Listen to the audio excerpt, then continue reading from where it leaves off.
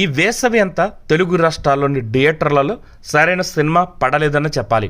అలాంటిది ఈ వారం ఏకంగా 3 తెలుగు సినిమాలు రిలీజ్ అయ్యాయి. వాటిలో అందరి దృష్టి గ్యాంగ్స్ ఆఫ్ గోదావరి పైన ఉంది. కానీ ఈవీ క్రియేషన్ తీసిన బజే వాయువేగం కూడా ఒక మాదిరి అంచనాలతో ప్రేక్షకుల ముందుకు వచ్చేసింది. RX-100 ఫేమ్ కార్తికేయ హీరోగా నటించిన ఈ క్రైమ్ థ్రిల్లర్ సినిమా ఎలా ఉందనేది రివ్యూలోకి వెళ్ళి తెలుసుకుందాం. కథ విషయానికి వస్తే హీరో కార్తికేయ చిన్నప్పుడే తల్లిదండ్రులు అప్పుల బాధతో చనిపోతారు. అనాథగా మారిన ఇతన్ని తండ్రి స్నేహితుడైన తనిఖీలబారిని దత్తత తీసుకుంటాడు. తన సొంత కొడుకైన రాహుల్ టైసన్ లాగే కార్తికేయను కూడా పెంచి పెద్ద చేస్తాడు. సిటీలో అద్దె ఇంట్లో ఉండే అన్నదమ్ములిద్దరూ ఉద్యోగాలు చేస్తున్నామని చెప్పి తండ్రిని మోసం చేస్తుంటారు. ఒకరోజు తండ్రి ఆరోగ్యం విషమించడంతో డబ్బుల కోసం కార్తికేయ బెట్టింగ్ వేస్తాడు. అందులో గెలుస్తాడు కూడా. కానీ విలన్ గ్యాంగ్ ఇతన్ని మోసం చేస్తుంది.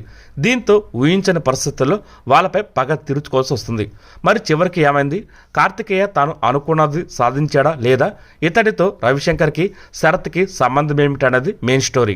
ఈ సినిమా ఎలా ఉందంటే, బజే వాయువేగం సినిమా గురించి ఒక్క ముక్కలో చెప్పాలంటే, బెట్టింగ్స్లో గెలుస్తూ బతికేసే ఒక మిడిల్ క్లాస్ కుర్రాడు ఊహించిన విధంగా కెరీర్, వ్యక్తిగత, రాజకీయ పరంగా సమస్యలే ఇరుక్కొని ఎలా గెలిచి నిలబడ్డాడు అనేదే కథ. ఓవరాల్గా చూస్తే డీసెంట్ క్రైమ్ థ్రిల్లర్. కథాపరంగా చూస్తే కొన్ని సీన్స్ ఊహించేలా ఉన్నప్పటికీ స్క్రీన్ ప్లే చాలా బాగుంది. పెద్దగా ల్యాగ్ చేయకుండా వచ్చిన సీన్స్ టైటిల్ తగ్గ న్యాయం చేశాయనిపించాయి. ఫస్ట్ హాఫ్ విషయానికి వస్తే పోలీస్ స్టేషన్లో హీరో అరెస్ట్ అయి ఉండే సీన్తో సినిమా మొదలవుతుంది. ఆ తర్వాత సంవత్సరం వెనక్కి వెళ్ళి హీరో గతమేమిటి, అతడి చుట్టూ ఉండే వాతావరణం ఏంటనేది చూపించారు. స్టోరీస్ సెటప్ కోసం ఫస్ట్ హాఫ్ అంతా ఉపయోగించుకున్నారు. కానీ హీరో హీరోయిన్ లవ్ ట్రాక్ పరమ రొటీన్గా అనిపించింది. 2 పాటలు ఓకే, కానీ హీరో హీరోయిన్ మధ్య కెమిస్ట్రీ అస్సలు వర్కౌట్ కాలేదు. ఒక మాదిరిగా వెళుతున్న సినిమా కాస్త ఇంటర్వ్యూలు వచ్చేసరికి ఆసక్తికరంగా మారిపోయింది. అక్కడ నుంచి చివరి వరకు చాలా బాగా తీశారు. కానీ క్లైమాక్స్ మాత్రం రెగ్యులర్ కమర్షియల్ ఫార్మాట్లో ముగించారు. అది కాస్త అసంతృప్తిగా అనిపించింది. ఇక నటీనటుల విషయానికి వస్తే RX-100 సినిమాతో చాలా ఫేమ్ తెచ్చుకున్న కార్తికేయ ఆ తర్వాత మాత్రం సరైన హిట్ పడక ఎదురు చూపులు చూస్తున్నాడు. బజే వాయువేగం సినిమా అతడికి హిట్ ఇచ్చినట్టే.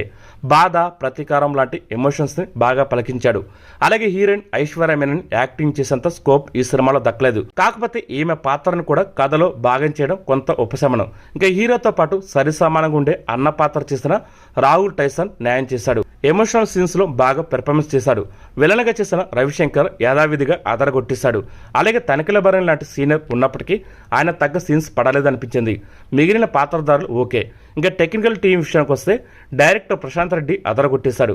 తొలి సినిమానే కమర్షియల్గా తీస్తున్నప్పటికీ అనవసర సీన్స్కి జోలి పోకుండా decent crime thriller cinema delivery చేశాడు. సినిమా ఫోటోగ్రఫీ, బ్యాక్గ్రౌండ్ మ్యూజిక్ సినిమాకి తగ్గట్టున్నాయి. ఓవరాల్గా చూసుకుంటే బజే వాయువేగం సినిమా మరీ సూపర్గా కాకపోయినా మిమ్మల్ని పక్కాగా థ్రిల్ చేస్తుంది. ఈ వీడియో కనుక మీకు నచ్చితే లైక్ చేయండి, షేర్ చేయండి, కుదిరితే సబ్స్క్రైబ్ చేయండి.